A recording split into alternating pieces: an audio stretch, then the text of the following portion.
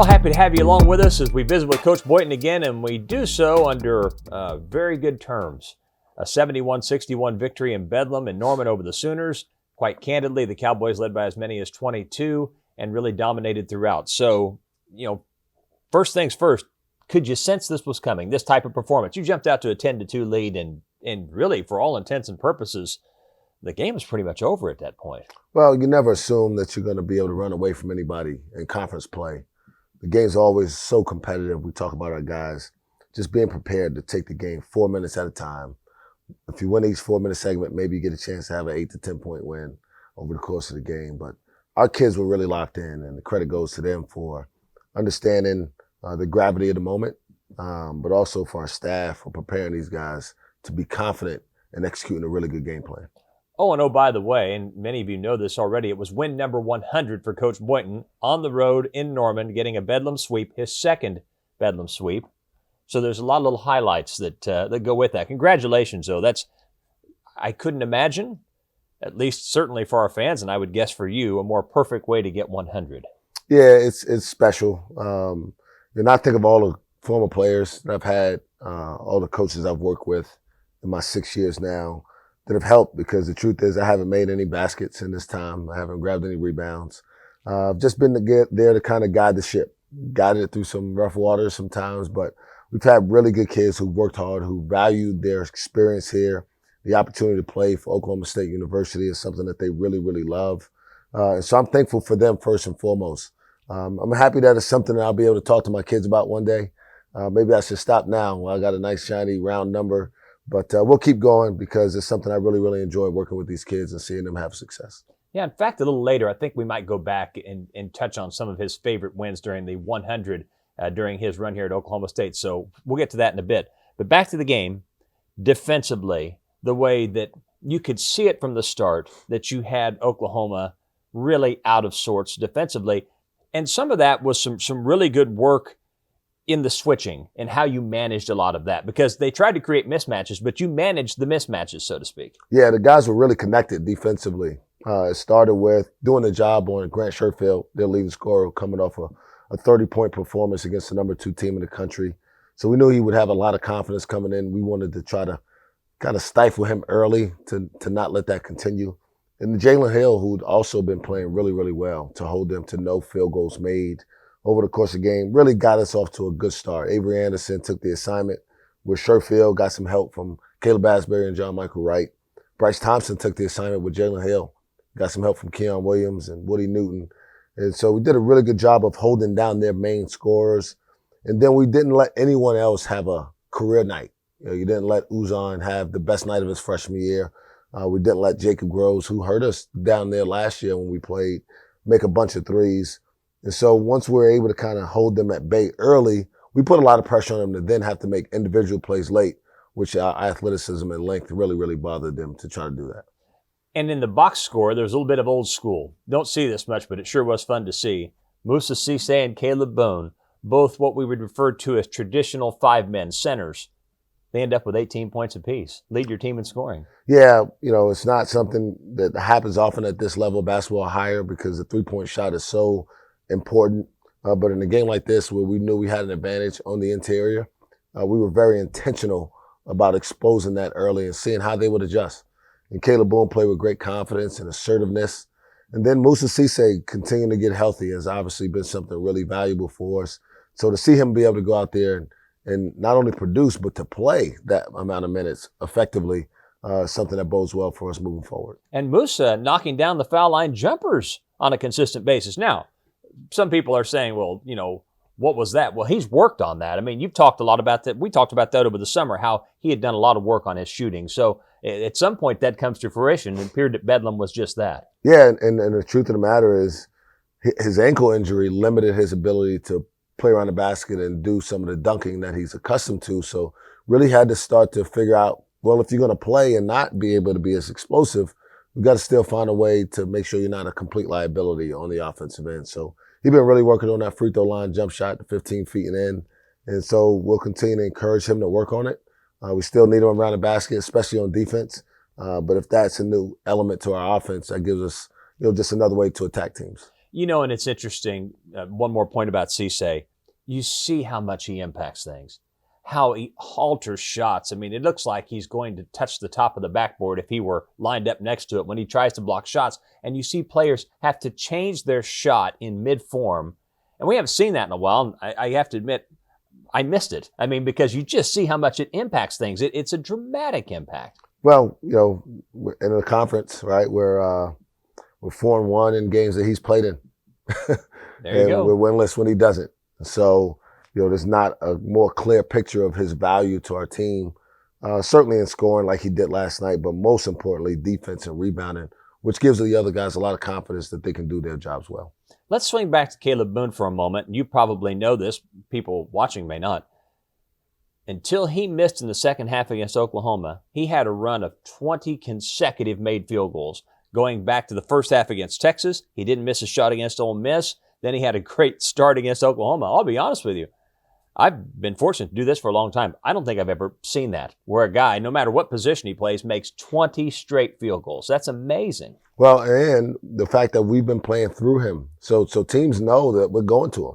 And they're trying to develop game plans to stop him because he's been very, very effective. So whether it be double teaming or playing him single coverage or being physical with him, he's accepted all the challenges. And I couldn't be more proud of the growth that he's made here over the last month or so, particularly in a time when we really needed him to step up when Musa went down. So it shows his growth and maturity. And now with Musa back, we got a pretty good tandem that we got to continue to try to explore ways to help those guys be most effective for us to have success. There were some other players that maybe didn't grab the headlines that appeared to play a key role. Your plus 10 on the glass and Woody Newton's career high of 12 rebounds obviously played a role in that. Yeah, Woody Newton got 10 rebounds. Obviously was a big factor in terms of, we know that teams are going to try to block out Musa and Kalib and be physical with those guys. That forward position, we've talked about this before, can be so critical because that guy can also start the break. You think about the guys in our league who play that spot. That's a critical spot in the rotation for you. I think John Michael Wright got 6 rebounds, which was big for him as well. So if we could continue to do the collective, right, continue to have everybody chip in a little bit of what they can, I look forward to seeing what this team ultimately can become at the end. One of the cool things about the Bedlam win as well, Lloyd Noble Center was full.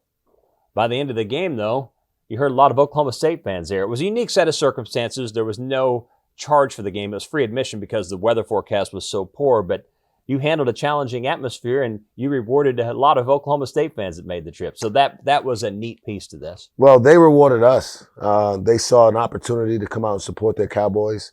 And they came out in large numbers. I mean, it was fascinating and really prideful to hear the OSU cheer and the Orange Power cheer toward the end of the game. And I'm sure our guys felt that. I certainly did. And so I want to thank them for showing up, bringing great energy to the building, even on the road. And I hope it's something we can continue because it definitely gave us another boost of energy.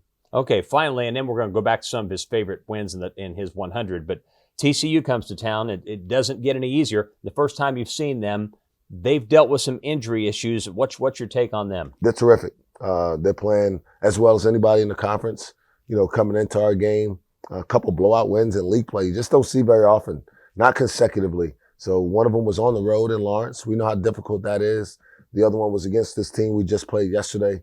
So they're playing with a lot of confidence right now. They have a great coach. They're physical and they're fast, if those are 2 words that you asked me to describe. And so it'll be a great challenge for our team on both ends of the court. Yeah, sort of a rare combination. Well, let's think back on some of your favorite wins. There have been some good ones. I mean, do you have 1 or 2 that just jump out immediately and say, okay, that's going to be on the list at 100 and might be on the list at 700? I mean, do you have a couple? Well, the first one, always special. And what's cool about it is I got texts from a couple of the former players who were on that team about 100 last night and, just talking about number 1. And so just being able to get that first one, I remember it was against Pepperdine right here in GIA. Really, really cool moment and opportunity to really kind of step into the role.